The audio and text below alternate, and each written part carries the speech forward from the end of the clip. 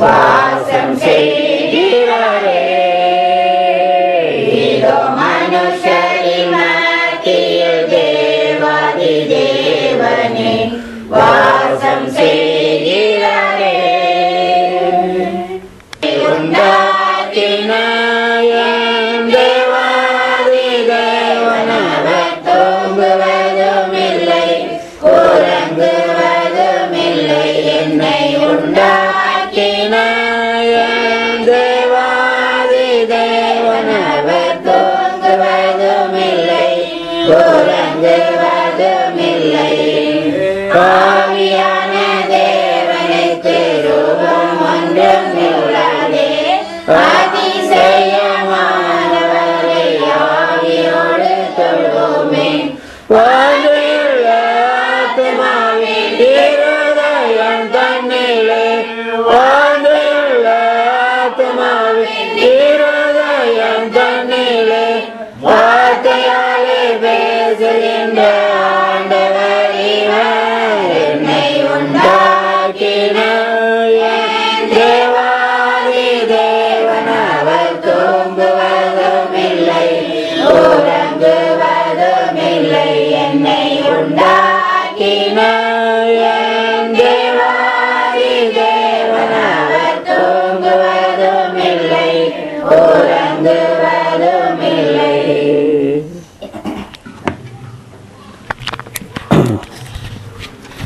ஒருவேளை நான் இன்றைக்கு இந்த தலைப்பில் பேசுவேன் என்று நீங்கள் நினைத்தீர்களோ என்று எனக்கு தெரியாது. ஆனால் கால சூழ்நிலைக்கு ஏற்றபடி செய்தியை சொல்ல வேண்டிய உத்தரவாதம் எனக்கு உண்டு. அதை பல சமயத்தில் நிறைவேற்றியிருக்கிறேன் என்ற சந்தோஷம் கூட எனக்கு உண்டு. பிறருக்கு நாம் செய்யும் விருந்துகள் என்ற தலைப்பில் தான் நான் பேசப்போகிறேன். பிறருக்கு நாம் செய்யும் விருந்துகள். ஆதியாகமம் 19ஆம் அதிகாரம் 3ஆம் வசனத்தை நீங்கள் பார்த்தால், அதாவது லோத்து ஒரு விருந்து செய்தான், அவர்களுக்கு விருந்து பண்ணினான் என்று எழுதியிருக்கிறது. அவர்களுக்கு விருந்து பண்ணினான். எவர்களுக்கு என்று நீங்கள் 1ஆம் வசனத்தை நீங்கள் பார்த்தால், 2 தேவ தூதர்கள் அன்றைக்கு சாயங்காலத்திற்கு அவன் இருக்கிற இடத்துல வருகிறார்கள். அவர்களுக்கு தான் அவன் விருந்து பண்ணினான் என்று பார்க்கிறோம். அந்த விருந்து சாதாரண விருந்து என்று தேவாவியான ஒரு வேதத்தில் சொல்லாதபடி அந்த விருந்தை ஞாபகப்படுத்துறதற்கு புதிய ஏற்பாட்டில் கூட ஒரு வசனத்தை அப்போஸ்தலனாகிய பவுலை கொண்டு எழுதியிருக்கிறார். எபிரேயர் 13ஆம் அதிகாரம் 2ஆம் வசனத்தை நீங்கள் பார்த்தால், அந்நியரை உபசரிக்க மறவாதிருங்கள், அதனாலே சிலர் அறியாமல் தேவ தூதரை உபசரித்தது உண்டு என்று இந்த லோத்துவை பற்றியும் சொல்லுகிறார். வேறு சிலர் யாரோ செய்திருக்கிறார்கள், அது வேதத்தில் மறைக்கப்பட்ட ஒன்றாக இருக்கிறது. அப்போ லோத்து யாருக்கு விருந்து செய்தான் என்றால் தேவ தூதருக்கு விருந்து செய்தான். அவங்க இந்த விருந்தை புசித்து அப்புறம் புறப்பட்டு போனார்கள் தான் பைபிள் சொல்கிறது. பிறருக்கு நாம் செய்யும் விருந்துகள். லூக்கா எழுதின சுவிசேஷம் 14ஆம் அதிகாரம் 13ஆம் வசனத்தை நீங்கள் பார்த்தால், நீ விருந்து பண்ணும்போது யார் யாரை அழைக்க வேண்டும் என்று ஆண்டவர் ஒரு ஜாபிதா சொல்லுகிறார். அப்போ விருந்து பண்ணு என்று நம்மை விருந்து பண்ணுகிற காரியத்தில் ஆண்டவர் உற்சாகப்படுத்துகிறார். இந்த விருந்தில் கவனிக்க வேண்டிய காரியம் என்னவென்றால், யூதா வெளிப்படுத்தின விசேஷத்துக்கு முந்தின புஸ்தகம் 12ஆம் அதிகாரத்தை வாசிக்கும்போது, உங்கள் அன்பின் விருந்துகளிலே என்று பவுல, அதாவது யூதா பன்மையில் சொல்லுகிறார். அன்பின் விருந்துகள். அதில் கரைகளாக இருக்கிறாள் என்று தப்பிதமான காரியம் அது. ஆனால் அன்பின் விருந்துகள் அப்படின்னு சொன்னால் எந்த விருந்திலும் அன்பு இருக்கணும். அன்பு இல்லை என்றால் அது விருந்து என்று எண்ணப்படாது, விருந்தே செய்தால் கூட. அதோட பிரசங்கியின் புஸ்தகம் 10ஆம் அதிகாரம் 19ஆம் வசனத்தை நீங்கள் பார்த்தால் விருந்து எதற்காக செய்யப்படுது என்பதற்கு விளக்கம் சொல்லப்பட்டிருக்கிறது. சந்தோஷத்திற்கென்று செய்யப்படும். அப்போ நாம் பிறருக்கு விருந்து செய்தால் அதில் 2 காரியங்கள் அடங்கி இருக்க வேண்டும். ஏதோ கடமைக்காக ஒரு விருந்து செய்கிறதல்ல, அதில் அன்பு இருக்க வேண்டும். எல்லாரும் சந்தோஷப்படட்டும், அவங்களோட சேர்ந்து நாங்களும் சந்தோஷப்படுவோம் அப்படின்னு சொல்கிறதான் விருந்து. யோவான் எழுதின சுவிசேஷம் 12ஆம் அதிகாரம் 2ஆம் வசனத்தில் அங்கே அவருக்கு ராவிருந்து பண்ணினார்கள். எங்கே? பெத்தானியாவில். மார்த்தாள், மரியாள், லாசரு கூட அங்கே இருந்தான். அது ராவிருந்து பண்ணினார்கள். ஆண்டவர் அந்த விருந்தில் கலந்து கொண்டார். எனக்கு விருந்துகளில் கலந்து கொள்வதற்கெல்லாம் நேரம் கிடையாது, நீங்கள் போய் ஏன் எனக்கு விருந்து ஆயத்தப்படுத்தினீங்க அப்படி என்று ஆண்டவர் ஒன்றும் கேட்கவில்லை. அவர் மனுஷனாக தானே இருந்தார், பாவம் ஒன்றை தவிர. அவர்கள் அழைக்கும் போது அவர்களை கனப்படுத்துகிற விதமாக, மதிக்கிற விதமாக ஆண்டவர் அந்த விருந்தில் கலந்து கொண்டார்.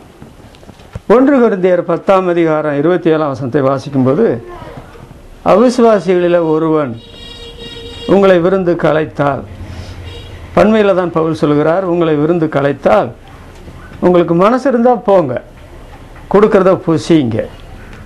ஆனால் விக்கிரகங்களுக்கு படைக்கப்பட்டது என்று தெரிஞ்சிட்டா அந்த விருந்தில் நீங்கள் புசிக்கக்கூடாது, எந்திரிச்சா வெளியே வந்துடுங்கன்ற நிலைமையில் பவுல் அப்போஸ்தலன் சொல்கிறார். அப்போது இதெல்லாம் நான் விருந்தை பற்றி சொன்ன முகவரை தான். தம்பி ஜோனத்தான், ஷீலா அவர்கள் குடும்பமாக, அவருடைய முதல் மகள் பேர் ஆக்னஸ் ஷேரன். இப்பொழுது இருக்கிற பையனுடைய பேர் இமானியல். அதுக்கு முந்தி ஒரு பேர் வச்சுருக்கிறாங்க, நான் அப்புறம் சொல்கிறேன்.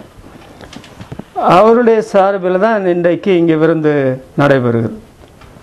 சாதாரணமாக சபையில் ஐக்கியம் இல்லாதவர்கள் அவங்க விருந்து கொடுக்கணும்னு சொன்னால் கூட நான் ரொம்ப யோசிப்பேன்.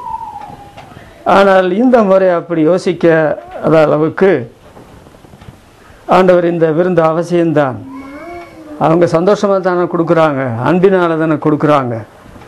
அவங்க இடையிடையே சபைக்கு வந்துட்டு போகிறாங்க இல்லையா, அதனால் அந்த விருந்தை சபையார் கொடுக்கலாம் அப்படி தீர்மானித்து இந்த கூட்டம் முடிந்த பிற்பாடு அந்த விருந்தில் நீங்கள் சந்தோஷமாக அன்பை பரிமாறிக்கொள்கிற நிலைமையில் அதில் கலந்து கொண்டு, அவசரமாக யாரும் போயிடக்கூடாது, கலந்து கொண்டு போகும்படி கேட்டுக்கொள்கிறேன். சரி,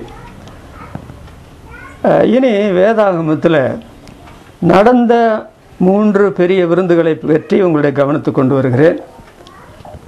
3 பெரிய விருந்துகள் நடந்திருக்கிறது. மற்ற விருந்துகளாக நடந்தால் பைபிள் எழுதியிருக்குது, அது கணக்கில், தேவ கணக்கில் வராது. அது பைபிள் எழுதப்பட்டிருக்கிறது, ஆனால் அதை அவ்வளவு ஆழமாக சிந்திக்க வேண்டிய அவசியம் இல்லை. ஆனால் பெரிதாக நடந்த 3 விருந்துகளை குறித்து உங்களிடத்தில் பேசி அதில் எனக்கு கொடுத்த ஆவிக்கிற சிந்தனைகளை உங்களோடு நான் பகிர்ந்து கொள்ள விரும்புகிறேன். அதில் முதலாவது ஆதியாகமம் 21ஆம் அதிகாரம் 8ஆம் வசனம் வாசிங்க. ஆதியாகமம் 21ஆம் அதிகாரம் 8ஆம் வசனம். பிள்ளை வளர்ந்து பால் மறந்தது, ஈசாக்கு பால் மறந்த நாளிலே ஆபிரகாம் பெரிய விருந்து பண்ணினான். ஆபிரகாம் பெரிய விருந்து பண்ணினான். ஆபிரகாம் செய்த பெரிய விருந்து.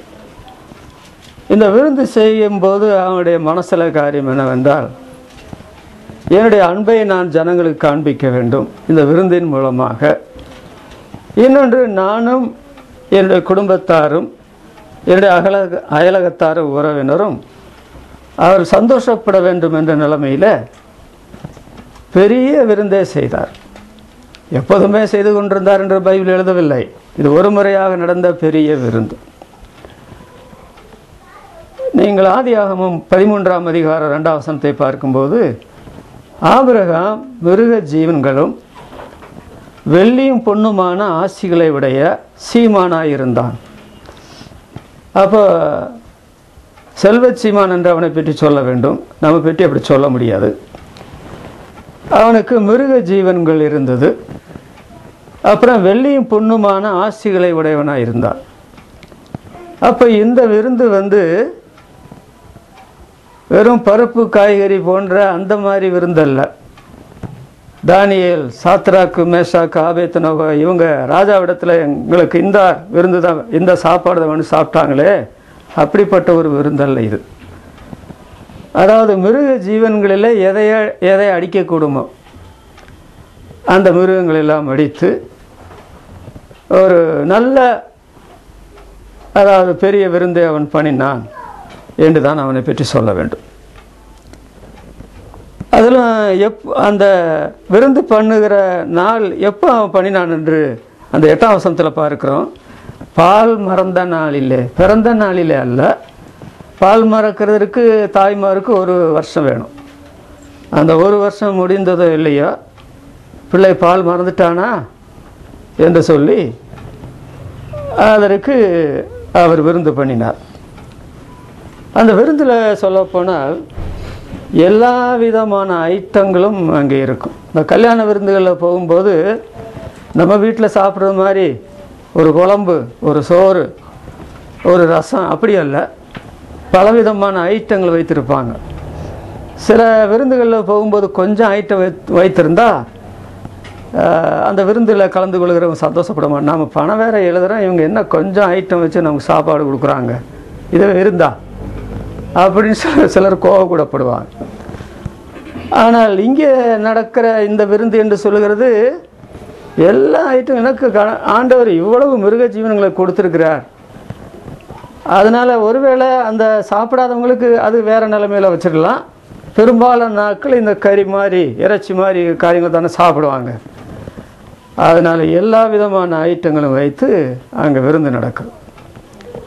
ஆபிரகாம் அவருடைய சரித்திரத்தை பார்த்தால் அவன் குணப்படாத காலத்தில் இருந்தாலும் சரி, குணப்பட்ட காலத்தில் இருந்தாலும் சரி, ஜனங்களோட மிக நல்லா பழகுவான். நிறைய ஜனங்கள் அவனுக்கு நண்பர்களாக இருப்பாங்க. அயலகத்தார், உறவினர், ஜனசமுதாயத்தில், மார்க்கத்தில் இப்படிப்பட்ட பழக்கம் உள்ளவனாக இருந்ததுனால தான் ஆண்டவர் உலகம் முழுவதும் இருக்கிற விசுவாசிகளுக்கு தகப்பனாக மாற்ற அவர் விரும்பினார். அப்போ இந்த விருந்தை ஒழுங்குபடுத்தும் பொழுதே அவருடைய அபிப்பிராயம் என்ன தெரியுமா? எவ்வளவு அதிகமாக வர முடியுமோ அவ்வளோ அதிகமாக வரட்டும், இவ்வளோ பேர் தான் வரணும்னு கணக்கு பார்க்க மாட்டேன். அதனால் தாராளமான நிலைமையில் சமையல் பாத்திரங்களை, ஆட்களை எல்லாம் நியமித்து நடத்தினா நல்லா நடத்தணும், எல்லாம் நடத்தக்கூடாது. அந்த நிலைமையில் ஜாம்ன்ற விருந்ததை போல எல்லா ஆட்களும் கலந்து கொண்டாங்க. ஒருவராவது ஒரு குறையும் சொல்ல முடியாதபடி அந்த விருந்திலிருந்து போனார்கள் என்று தான் விளக்கம் சொல்ல முடியும். நான் கோயம்புத்தூரில் ஒரு பெரிய,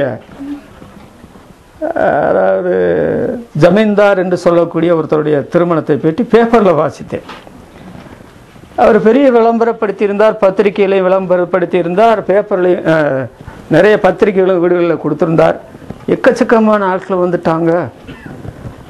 கடைசியில் விருந்து ஆயத்தப்படுத்தினதை பார்த்தால் ஒரு 3/4 பேருக்கு தான் ஆயத்தப்படுத்தியிருக்குது, 1/4 பேருக்கு ஆயத்தப்படுத்த முடியாது, நேரமும் இல்லை. அதனால் அந்த விருந்துக்கு வந்தவங்களை கடைசியில் துரத்தி அடிச்சாங்கன்னு சொல்லி பத்திரிகையில் வாசித்தேன்.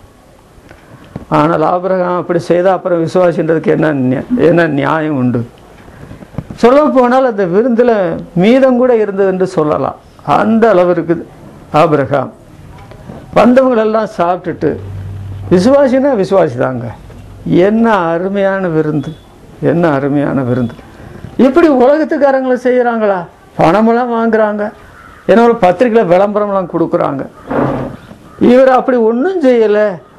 ஆனால் எல்லாரும் நல்லா சாப்பிட்டு இனி இனி இனி நாளைக்கு சாப்பிட்டா போதும் இந்த நிலைமையில் அப்படிப்பட்ட விருந்து தான் நடந்தது என்று நினைக்கிறேன்.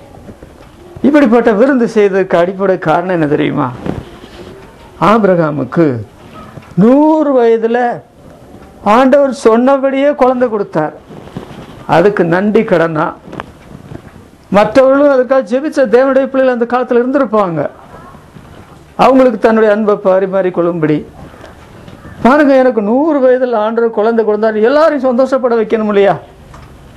அந்த நிலைமையில் அவர் இந்த காரியத்தை செய்தார். 127 சங்கீதம் 4 வசனத்தில் பார்க்கிறோம், இதோ பிள்ளைகள் கர்த்தரால் வரும் சுதந்திரம், கற்பத்தின் கனி அவரால் கிடைக்கும் பலன். 128 சங்கீதம் 3 வசனத்தில், அதாவது கர்த்தருக்கு பயப்படுகிற மனுஷன் இவ்விதமாய் ஆசீர்வதிக்கப்படுவான் அப்படின்னு சொல்றதுக்கு மேலே உள்ள வசனத்தில் பார்க்கிறோம், அதாவது நீ உன் பிள்ளைகளையும் பிள்ளைகளுடைய பிள்ளைகளையும் காண்பாய்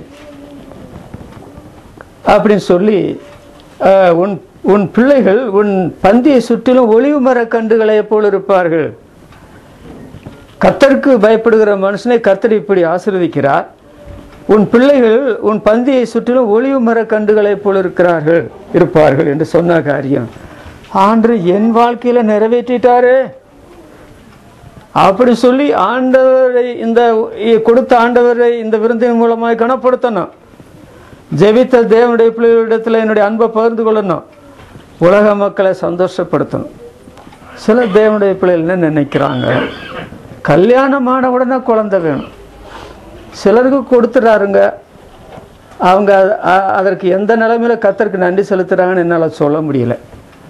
ஆனால் நீண்ட வருஷங்கள் கழித்து ஆண்டவர் குழந்தை கொடுத்துட்டா அவங்க எவ்வளோ சந்தோஷமாக இருப்பாங்கன்னு சொல்கிறது அவங்களுக்கும் தெரியும், எல்லாருக்கும் தெரியும். நான் ஒரு முறை எஸ்டேட்டில் ஊழித்து போன போது ஒரு இந்து குடும்பத்தில் கூப்பிட்டு, நாங்கள் சிலர்லாம் இருந்தோம், கூப்பிட்டு ஜெபம் பண்ண சொல்கிறாங்க.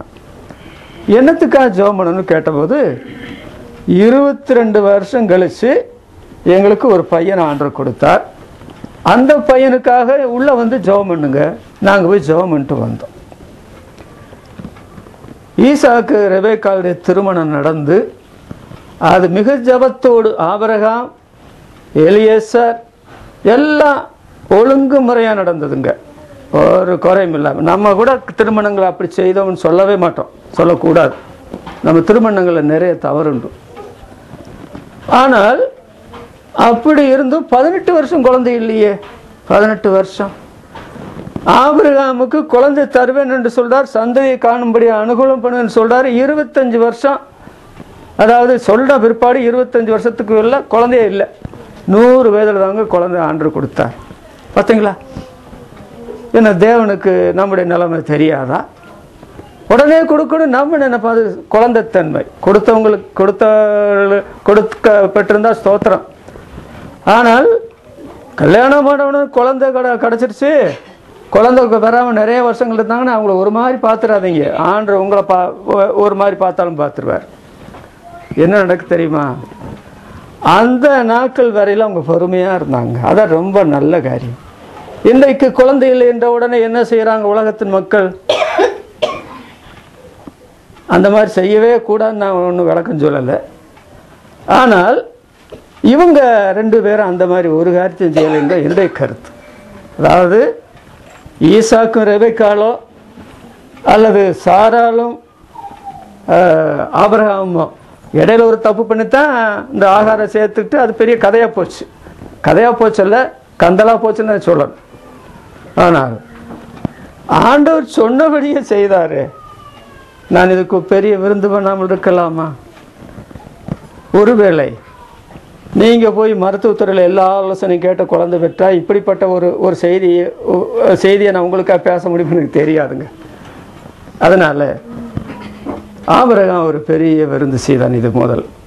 2வது எஸ்தர் புஸ்தகம் 2ஆம் அதிகாரம் 18ஆம் வசனம் 17ஆம் வசனம். இந்த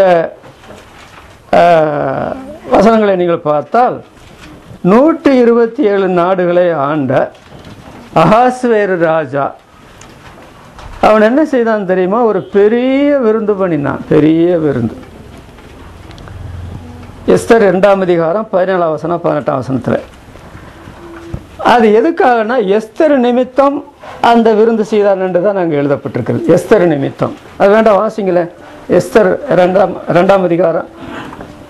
ராஜா சகல ஸ்திரீகளை பார்க்கிலும் எஸ்தர் மேல் அன்பு வைத்தான்.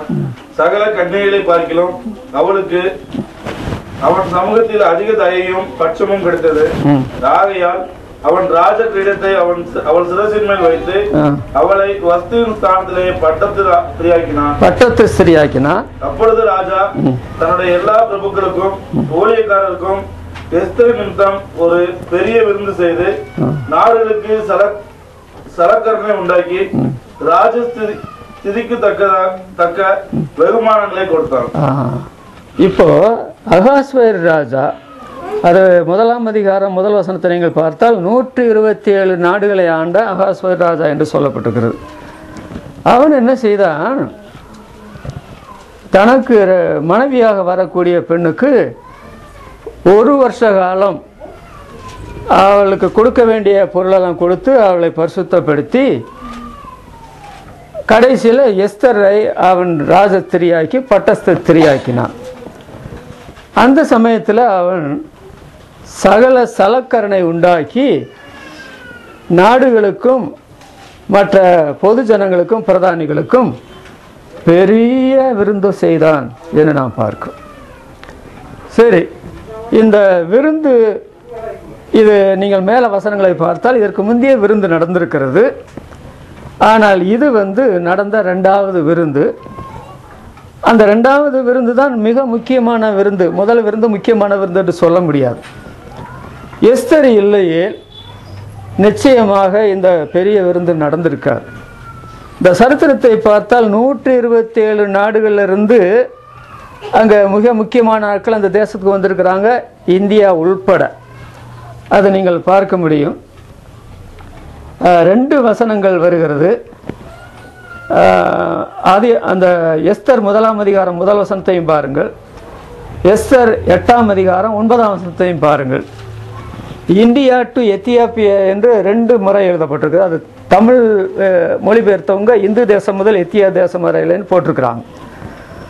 அப்போ 127 நாடுகளில் இருந்து வந்த நாட்டாரும் இருக்கிறாங்க, நாடுகளை சேர்ந்தவங்க. அப்புறம் அதாவது சூசான் அரமனையில் உள்ள எல்லாரும் அந்த விருந்தில் இருக்கிறாங்க.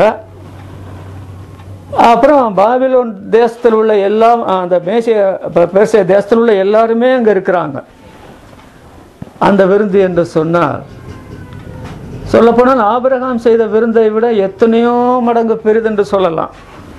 ஏனென்றால் ஆபிரகாம் ஒரு தனி மனுஷன், ஒரு சிறு கூட்டத்தை சேர்ந்தவன். ஆனால் இந்த அகாஸ்வேரு ராஜா 127 நாடுகளை ஆளுகிறானே.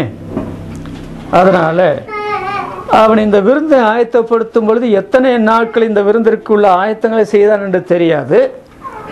ஆனால் ஒரு நாளிலே அந்த விருந்து முழுவதும் நன்றாக நடந்தது. அதிலையும் பாருங்கள், அந்த எஸ்தர் புஸ்தகத்தில் வாசிக்கும் போது சகல சலக்கரணையோடு என்று மாத்திரமல்ல அங்கே சொல்லப்பட்ட காரியம், எல்லாம் பூரணமாக அந்த பரிபூரணமாக பரிமாற்றப்பட்டது என்று அந்த மேலே உள்ள வசனத்தில் நீங்கள் பார்க்கலாம். இது ஒரு குறையும் இல்லாத பரிபூர்ண விருந்தாக ருசித்த எல்லா மக்களும் அந்த விருந்து முடித்து தங்களுடைய இடங்களுக்கு போய் சேர்ந்தார்கள். சரி, விசுவாசிகள் கலந்து கொள்ளாத விருந்துகள் விசுவாசிகள் கலந்து கொள்வதால் விருந்துகள் பரிசுத்தமாக்கப்படுகின்றன. அதுதாங்க உண்மை. இந்த எஸ்தர் புஸ்தகத்தில் நீங்கள் பார்த்தால் தேவன் கர்த்தர் என்று ஒரு வார்த்தை கூட நீங்கள் பார்க்க முடியாது. ஆனால் தேவனும் கர்த்தருமான நம்முடைய தெய்வம் திரைக்கு அப்பால் இருந்து இந்த எஸ்தர் காலத்தில் எப்படி ஈடுபட்டு தம்முடைய ஜனங்களை காப்பாற்ற, 127 நாடுகளை காப்பாற்ற இந்த எஸ்தரை அந்த ராஜாத்தியாக ஆக்கினார் என்ற வரலாறு தான் நாம் பார்க்கிறோம். அதனால இந்த விருந்துகள் எல்லாம் ஆயத்தப்படும் பொழுது எஸ்தர் ராஜாத்தி, ஆண்டவரே, நான் இந்த விருந்தில் கலந்து கொள்ளும் பொழுது இந்த விருந்தில் அசூசிப்படுகிற காரியங்கள், குறைவான காரியங்கள், அதிருப்தியான ஒரு காரியங்களும் இல்லாதபடி மற்ற 126 நாடுகளில் நடக்கிற விருந்துகளை விட குறை சொல்ல முடியாத அளவுக்கு ஒரு விருந்தாக நடக்க வேண்டும் என்று அவளும் அவளை சேர்ந்த தாதிமார்களும் பல நாட்கள் ஜெபித்தார்களோ எனக்கு தெரியாது.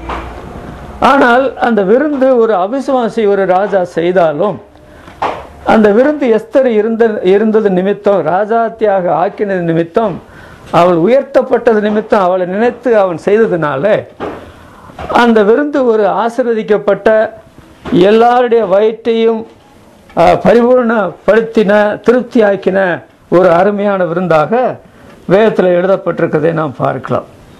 விசுவாசிகளான தேவ ஜனங்கள், நாம் எந்த இடத்துல விருந்து நடந்தாலும் அந்த விருந்தில் கலந்து கொள்ளும் பொழுது, அது பிறந்த நாள் விருந்தாக இருக்கட்டும், அல்லது கல்யாண விருந்தாக இருக்கட்டும், அல்லது சபை நடத்துகிற விருந்தாக இருக்கட்டும், அந்த விருந்துகளில் நாம் இருக்கிறதன் மூலமாக அந்த விருந்து பரிசுத்தமாக்கப்படுகிறது, குறைவில்லாதபடி காக்கப்படுகிறது.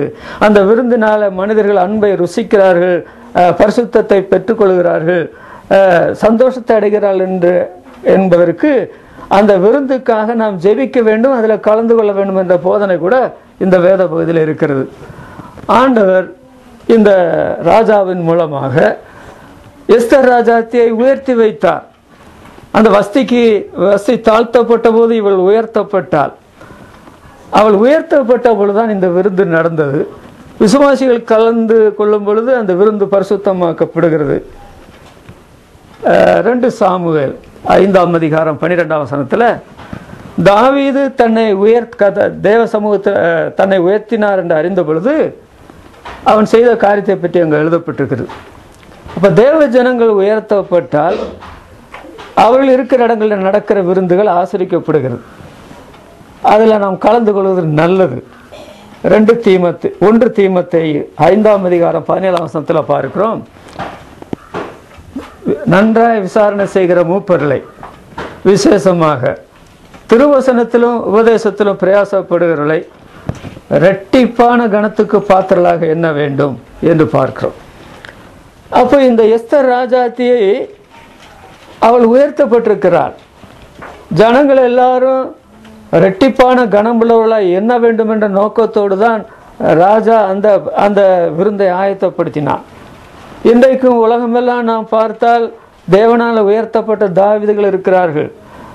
அதோடு இரட்டிப்பான கனத்துக்கு பாத்திரலை எண்ணக்கூடிய மூப்பர்கள் இருக்கிறார்கள். அதாவது திருவசனத்தில் உபதேசத்திலும் பிரயாசப்படுகிற ஊழியக்காரர்கள் இருக்கிறார்கள். அவர்களுக்காக செய்யப்படுகிற விருந்துகள் சில வேளைகளில் அவிசுவாசிகள் அதை செய்யலாம், அது பரவாயில்லை. ஆனால் அவர்கள் அதில் கலந்து கொள்ளும் பொழுது, அந்த விருந்துகளில் அவர்களுக்கு முதல் ஸ்தானம் கொடுக்கும் பொழுது அந்த விருந்துகள் பரிசுத்தமாக எண்ணப்படுகிறது. ஆனால் சில வேளைகளில் சில விருந்துகள் கிறிஸ்தவர்கள் தான் செய்கிறார்கள், ஆனால் அந்த விருந்துகள் பரிசுத்தமாக்கப்படுவதில்லை. அந்த கிறிஸ்தவர்கள் செய்கிற விருந்தில் சந்தோஷத்துக்கு அவர்கள் செய்கிறது கிடையாது. அந்த விருந்து அன்பின் விருந்துகளாக எண்ணப்படுவதில்லை. அதற்கு ஒரு உதாரணம் என்ன தெரியுமா? 1 சாமுவேல் 25ஆம் அதிகாரம் 36ஆம் வசனத்தை நீங்கள் பார்த்தால், அங்கே ராஜ விருந்துக்கு ஒப்பான ஒரு விருந்து நடக்கிறது. எங்கே? நாபாலுடைய வீட்டில். நாபால் காலேபின் சந்ததியான். காலேப்பு ஒரு அருமையான தேவனுடைய மனுஷன், தேவனுடைய இருதயத்துக்கு அதாவது உத்தமன் என்று பெயர் பெற்றவன் தேவனால. அவன் ஒரு அருமையான தேவனுடைய மனுஷன் என்று பைபிள் சொல்லுகிறது. ஆனால் அந்த சந்ததியில் பிறந்த இவனை பார்த்தீங்களா, துராகிருதனும் முரடனுமா இருந்தான்னு சொல்லியிருக்கிறது. சொந்த மனைவியை சொல்கிறாங்க, அவனுக்கு பைத்தியம் இருக்குன்னு சொல்லி கூட சொன்னாங்கன்னு சொல்லி அவன் என்ன பண்ணுறான், ராஜ விருந்துக்கு ஒப்பான விருந்து செய்தான்னு சொன்னால், எனக்கு நிறைய ஆடுகள் இருக்கிறது, மயிருக்கு தரிக்கிறவங்க அந்த ஆடுக்கு ஏராளமான பேர் இருக்கிறாங்க, அவங்களுக்கெல்லாம் ஜாம்னு விருந்து பண்ணணும்னு சொல்லி, ஏனென்றால் தனக்கு பேர் உண்டாக்க அந்த நிலைமையில் ஒரு விருந்து பண்ணினான். ஆனால் அந்த சமயத்தில் 1 சாமுவேல் 25ஆம் அதிகாரத்தில் நாம் பார்க்கிறோம், தாவீதினுடைய 10 வாலிபர் உங்களுடைய கைக்கு உதவுவதை ஏதாவது தாவீதுக்கும் எங்களுக்கு கொடுக்கணும், வனாந்திரத்தில் இருந்தபோது உங்களுடைய ஆடுகளுக்கு நாங்கள் முழு பாதுகாப்பு செய்தோம் அப்படின்னு சொல்லும் பொழுது அவன் என்ன செய்தான் தெரியுமா? அவன் சொன்ன வார்த்தை எவ்வளோ பயங்கரம் பாருங்க.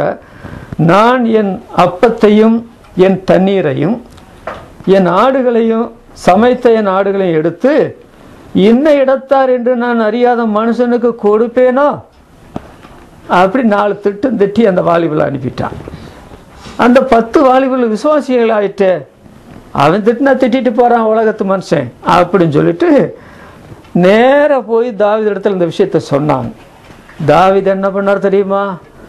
நான் என்ன இடத்துல கேட்டேன், வயிற்றுக்கு பசிக்கும் தானே கேட்டேன், இவ்வளோ நல்ல ஆகாரம் சாப்பிட்றவன் நான் பசிக்கிற எனக்கும் என்னுடைய வாலிபர்களுக்கும் ஒரு நேரம் சாப்பாடு கொடுக்க மாட்டேன்ட்டானே. இன்றைக்கு போய் ராத்திரி விடியறதுக்குள்ள சுவரில் நீர் விடுகிற நாய் முதற்கொண்டு இல்லாதபடி எல்லாரையும் கொன்று போடுவேன்னு சொல்லி தன்னுடைய வாலிபர்களையும் சேர்த்துட்டு வந்தான். அந்த அபிகாயில் போகலை, நிச்சயமாக எல்லாரையும் அழிச்சிருப்பான். ஆண்டவர் அந்த அபிகாயில் மூலமாக தடுத்து நிறுத்தினார். நடந்த காரியம் என்ன தெரியுமா?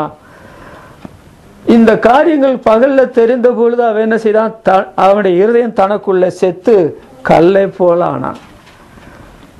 ஆண்டவரும் அவனை அடித்தார்.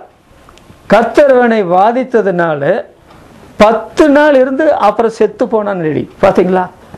அந்த 10 நாளும் அந்த ஆடுகள் மயிர் கத்திரிக்கிறவங்களெல்லாம் நல்லா சாப்பிட்றாங்க. இவனுக்கு அந்த வீட்டில் முழுசும் ஆகாரம் இருக்குது, பார்த்துக்கிட்டு தான் இருக்கிறான், சாப்பிட முடியல. ஆண்டவர் அவனை வாதித்து, ஒரு நாள் நீ சாகக்கூடாது, 10 நாள் நீ உயிரோடு இருக்கணும்னு சொல்லி வச்சாருன்னு சொல்லி பார்க்கும். அப்போ பார்த்தீங்களா, அங்கே ஒரு விசுவாசி இருக்கிறாங்க.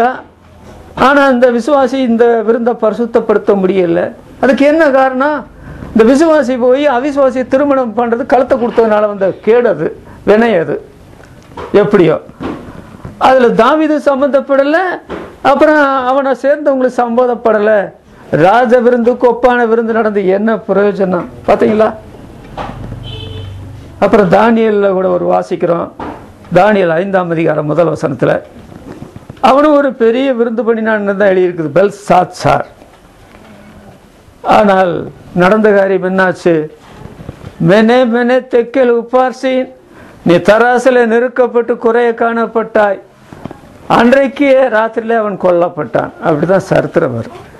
அப்போ இன்றைக்கு பெரிய விருந்து பண்ணி குடும்பத்தில் பெரிய விருந்து நடக்கிறது, மார்க்கத்தில் பெரிய விருந்து நடக்கிறது, அரசியலில் பெரிய விருந்து நடக்கிறது. ஆனால் விருந்தினுடைய முடிவு என்னன்னு சொல்லி போய் பார்த்தா தான் தெரியும். ஆனால் இந்த ராஜாத்தி, இந்த விருந்து எதற்காக நடக்கிறது? எஸ்தர் ராஜாத்தி, ஆண்டவரே நீர் என்ன இந்த தேசத்தில் ராணியாக உயர்த்தினீர், ஒரு அவிசுவாசியான ஒரு ராஜா மூலமாக என் நிமித்தம் இந்த ராஜா இந்த விருந்து செய்கிறாரா? அந்த ராஜா ஆசீர்வதிக்கப்படட்டும், இந்த விருந்தில் கலந்து கொள்கிற யாரும் ஆசீர்வதிக்கப்படட்டும் அப்படின்னு சொல்லி அந்த அம்மா ஜெபிச்சிருப்பாங்க. அதனால தான் பரிசுத்த ஆவியானவர் இந்த வேதத்தில் எந்த விதமான சங்கடம் இல்லாத ஒரு விருந்தாக வேதத்தில் எழுதியிருக்கிறார். அது உலக விருந்து என்று சொன்னாலும் அதை சிந்திக்க வேண்டிய விருந்து தான். 3வது ஒரு விருந்து, லூக்கா எழுதின சுவிசேஷம் 5ஆம் அதிகாரம் 29ஆம் வசனம் படிங்க. லூக்கா எழுதின சுவிசேஷம் 5ஆம் அதிகாரம் 29ஆம் வசனம்.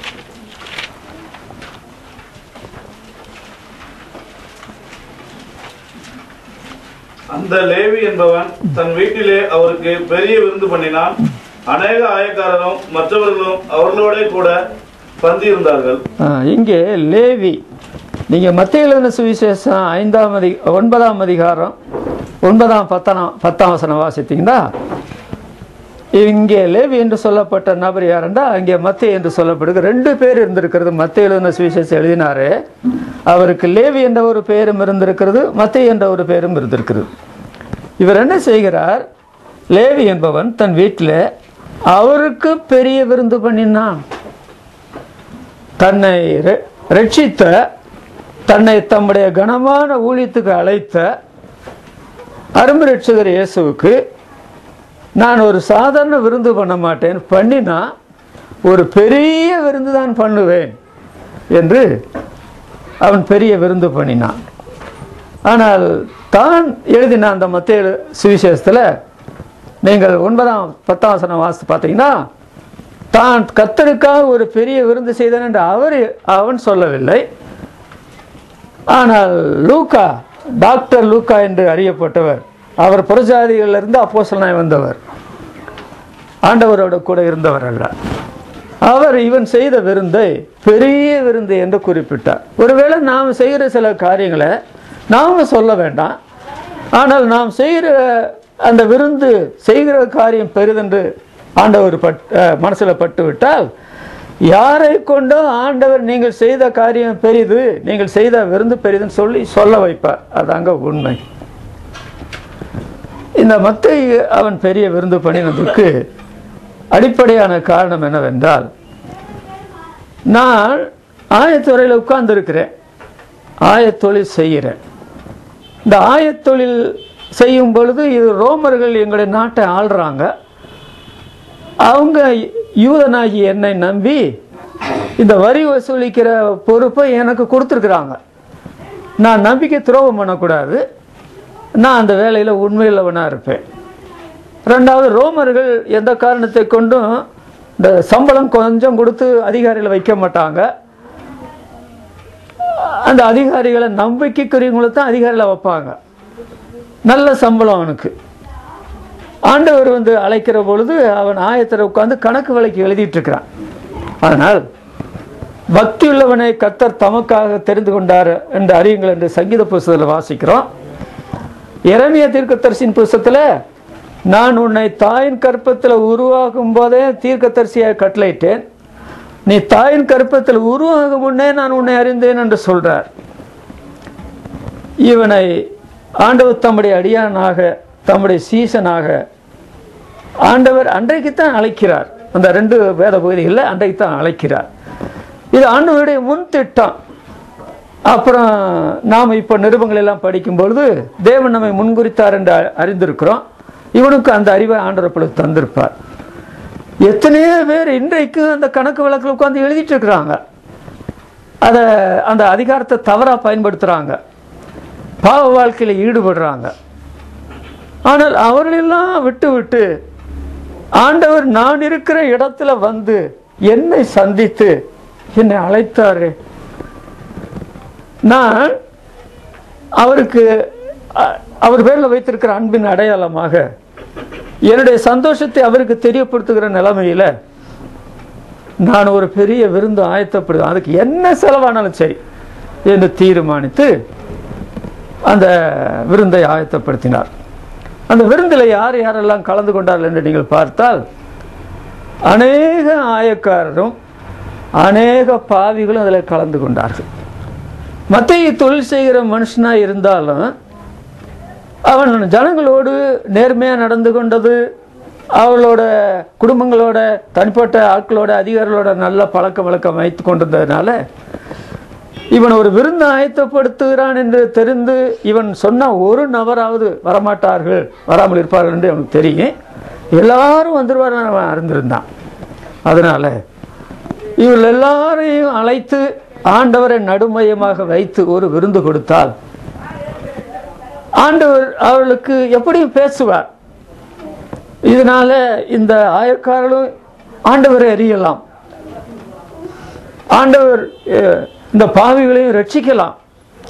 அந்த நிலைமையில் ஜெபிச்சு அதற்குள்ள பெரிய ஆயத்தங்கள் எல்லாம் செய்து அந்த விருந்தெல்லாம் ஆயத்தம் ஆயிற்று. ஆண்டவர் வந்துட்டார். இவன் எதிர்பார்த்த மாதிரி நிறைய பேர் வந்துட்டான். ஆண்டவர் பார்த்த உடனே ஆண்டவருக்கு சந்தோஷம். அப்புறம் வந்திருந்த எல்லாரையும் பார்த்தபோது மத்தேயு லேவிக்கு சந்தோஷம், அவருடைய குடும்பத்தாருக்கு சந்தோஷம். ஆனால் இதில் சந்தோஷப்படாத ஒரு குரூப் இருந்தாங்க. அதுவும் பைபிள் அந்த 2 பகுதிகளில் வருது. கர்த்தரை ஏற்றுக்கொள்ளாத இந்த பரிசேயர்கள், மற்றவங்க இருக்கிறாங்க வேதபாரகர்கள். இவர்கள் எல்லாரும் இது என்ன, உங்கள் இயேசுவானவர் உங்கள் ஆண்டவர் ஆயக்காரோடு பாவிகளோட போதனம் பண்ணுகிறாரு. அப்போ ஆண்டவர் ஷார்ட் அண்ட் ஸ்வீட், அதாவது சுருக்கமான இனிமையான ஒரு செய்தி சொன்னார். பெரிய செய்தியெல்லாம் சொல்ல, ஒரு பாவி மனம் திரும்புறதற்கு பெரிய செய்தி சொல்லித்தான் மனம் திரும்ப வேணும். 1 மணி நேரம் பிரசங்கம் பண்ணி தான் பாவியை மனம் திரும்புவதில் கொண்டு வர வேணும். அவசரம் ஆண்டவருக்கு கிடையாது, நமக்கு கூட கிடையாது. நம்ம ஆவிக்கிறவர்களாக இருந்தால் பிணியாளிகளுக்கு வைத்தின் வேண்டியதெல்லாம் அல்லாமல் சுகமுள்ளவர்களுக்கு வேண்டியதல்ல. அப்போ அங்கே வந்திருந்தவங்களெல்லாம் பெரும்பாலும் பிணியாளிகள், அந்த ஆயக்காரர்கள், அந்த பாவிகள். அன்றைக்கு எத்தனை பேர் இயேசுவானவர் இந்த விருந்தின் மூலமாக சுகப்படுத்தினார் ஆண்டவருக்கு தாங்க தெரியும். பரலோகத்தில் போகும்போது காணலாம். அதனால நீங்கள் விருந்து பண்ணும்பொழுது அதனால என்னமோ அவங்க சாப்பிட்டு போகிறாங்க இல்லைங்க, சாப்பிட்டு போகிறதா இந்த வயிற்றுக்கிட்ட அதை ஒரு நாளோட முடிஞ்சிடும். ஆனால் அவருடைய ஆத்ம காரியம் அது அருமையானது அல்லவா? விருந்து செய்யும்போது கவனிக்க வேண்டிய காரியம். ஆபிரகாம் விசுவாசியாக இருந்தார். நீங்கள் விசுவாசி ஆயிட்டீங்களா? ஒரு முறை டிஎல் மூடி ஒரு பெரிய பிரசங்க கூட்டம் நடந்தது. அப்போது அந்த பிரசங்க கூட்டத்தை ஒழுங்குபடுத்தின அந்த முக்கியமான நபர் இன்றைக்கு மகாராணியார் வந்திருக்கிறார்கள், கொஞ்சம் கவனமாக பேசுங்க, பிரசங்கத்தை கொஞ்சம் பார்த்து பேசணும் அப்படின்னு சொல்லிட்டு போயிட்டார். டிஎல் மூடி எந்த கூட்டத்தில் போனாலும் அந்த பார்த்து பேசுகிற பிரசங்கமே கிடையாது. நெத்திக்கு நேரம் தான் அடித்து பேசுவார் பிரசங்க ஊழியங்களை. இப்போ நான் மனம் திரும்புதலை பற்றி பேசி கொண்டிருக்கிறேன். நான் பேசும்பொழுது எனக்கு பழக்கமான ஒருவர் இடத்துல மகாராணியார் இன்றைக்கு கூட்டத்துக்கு வந்திருக்கிறார்கள், கவனித்து பேசுங்கள் என்று சொன்னார். இந்த மகாராணியாரும் மனம் திரும்பவில்லை என்றால் பரலோகத்துக்கு போக மாட்டாங்கன்னு சொன்னார். அந்த கூட்டத்தை பேர் அந்த மகாராணியார் பேரையும் சொல்லி இந்த மகாராணியார் மனம் திரும்பவில்லை என்றால் பரலோகத்தில் போக மாட்டார் சொன்னார். மகாராணி ஆடி போனாங்க. அப்புறம் அவங்க விசுவாசியானாங்களே இல்லையானா ஆண்டருக்கு தான் தெரியும், எனக்கு தெரியாது. அப்புறம் இன்னொரு கூட்டத்தில் இன்றைக்கு ஜனாதிபதி வந்திருக்கிறார். அவர் டிஎல் மோடியில் இன்னொரு பிரசங்கியார் பேசுகிற, நீங்கள் கொஞ்சம் கவனித்து பேசுங்க, மற்ற விசுவாசிகளுக்கு பேசுகிற மாதிரி நீங்கள்லாம் பயமில்லாமல் பேசிடாதீங்க, கவனமாக பேசுங்க. அவர் என்ன சொன்னார் தெரியுமா? அந்த கூட்டத்தில் பிரசங்கம் நடந்து கொண்டிருக்கும்போது ஜனாதிபதி பெயரையும் சொல்லி இந்த ஜனாதிபதி கூட ஆண்டவராக இயேசு கிறிஸ்துவை ஏற்றுக்கொள்ளவில்லை என்றால் பரலோகத்துக்கு போக மாட்டார்னு சொன்னார். அந்த கூட்டம் முடிஞ்ச உடனே எல்லாரும் போன போது ஜனாதிபதி தன்னுடைய பரிவாரங்களோட அந்த பிரசங்கியாரை கைகுலுக்கி, உன்னை போல ஆட்கள் தான் இன்றைக்கு உலகத்துக்கு தேவை, நான் இந்த ஆண்டவரை நம்புகிறேன் அப்படின்னு சொன்னார். சில வேளைகளில் பிரசங்கம் கவனிக்கும் பொழுது இந்த பூசி மெழுகி பிரசங்கம் பண்ண வேண்டும் என்று எதிர்பார்க்க கொண்டு அந்த பிரசங்கம் எல்லாம் மற்றவங்களுக்கு தான் எனக்கெல்லாம் நினைக்கிறவங்களெல்லாம் இருக்கிறாங்க. ஜோனத்தான் இந்த சபைக்கு எத்தனை வருடமாயிற்று, ஷீலா இந்த சபைக்கு ஏற்கனவே வரவில்லையா, வந்திருக்கிறாங்க இல்லையா? நீங்கள் விசுவாசி ஆயிட்டீங்களா, சீசன் ஆயிட்டீங்களா? இப்பொழுதும் தருணம் ஒன்று கெட்டு போகவில்லை. இன்றைக்கே ரட்சணை நாள், இன்றைக்கு அருகிற காலம். இன்றைக்கு நீங்கள் உங்களை இருதயத்தை ஆண்டவருக்கு ஒப்பு கொடுத்தால் அதுதான் ஆண்டவருக்கு நீங்கள் செய்கிற பெரிய விருந்து, இந்த திருச்சபைக்கு நீங்கள் செய்கிற பெரிய விருந்து. அப்புறம் நீங்கள் கொடுக்குற விருந்தை நாங்கள் புசிக்கிற ரொம்ப சந்தோஷமாக இருப்போம். அதுக்கு நீங்கள் ஆயத்தமா? அது சிந்திக்க வேண்டிய காரியம். சரி, ஆபிரகாம் அருமையான ஒரு விருந்து பண்ணினார். தன்னுடைய மகனுடைய பால் மறந்த நாளிலே அகாசுவரி ராஜா எஸ்தர் ராஜாத்தி, அப்புறம் பின்னால் அறிந்தார் இந்த எஸ்தர் ராஜாத்தி யாருன்னு சொல்லி, அவள் யூத ஜாதியும் என்று மாத்திரமல்ல ஒன்னான ஒரு விசுவாசி என்று அறிந்தார். ஒருவேளை அகஸ்வர் ராஜா அப்புறம் விசுவாசியானவர் எனக்கு தெரியாதுங்க. அப்புறம் இந்த ஆயக்காரன் ஒருவன் தான் சீசன் ஆனான். ஆனால் எத்தனை ஆயக்காரர்கள் விசுவாசிகளானார்கள், எத்தனை ஆயக்காரர்கள் தேவனுடைய திருச்சபையில் சேர்ந்தார்கள், எத்தனை பாவிகள் மனம் திரும்பினார்கள், பரிசுத்தவான்களாக மாற்றப்பட்டு தேவனுடைய திருச்சபையில் சேர்ந்தால் தெரியாதுங்க. அதனால விருந்து, அருமையான விருந்து. அதனால இனிமே தேவனுடைய பிள்ளைகள் யாராவது விருந்து செய்ய விரும்பினால் இந்த காரியங்கள் எல்லாம் மனசுல வச்சுட்டு விருந்து செய்யுங்க. அந்த விருந்து ஆசீர்வதிக்கப்படும். நாம் ஜெபிக்கலாம். எங்களை மிகவும் அன்பாக நேசிக்க எங்கள் பிதாவே, நம்முடைய திருக்குமாரனும் எங்கள் ஆண்டவருமான இயேசு கிறிஸ்துக்காகவே நம்மை துதிக்கிறோம். எங்கள் ஆண்டவர் இயேசு கானாவூரில் நடந்த கல்யாணத்தில் கலந்து கொண்டவர். அதுவும் ஒரு விருந்து தான். அது விருந்து என்று வேதத்தில் எழுதப்படவில்லை.